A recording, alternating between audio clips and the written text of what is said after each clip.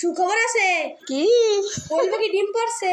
আলহামদুলিল্লাহ। আমার কোয়েল পাখির ডিম পাড়া দেখে আমার যেমন খুশি লাগতেছে, আমার ঘরের পোলাপাইনেরও তেমন খুশি। দেখেন আমার ভাইগনার কত খুশি। একটা ডিম মানুষ আবার তিনজন, কেমনে তিনটা ডিম জমুক তারপরে একদিন সিদ্ধ করে খামনে।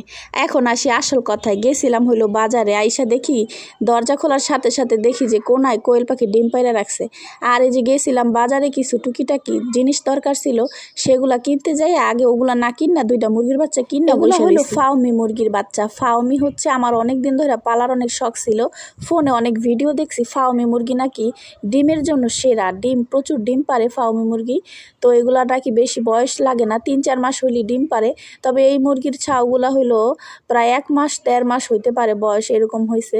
দোকানদার যেটা বলে ঘরের প্রয়োজনীয় জিনিস না কিনা আগে কিনছি মুরগির বাচ্চা, তারপর কিনছি মুরগির খাবার।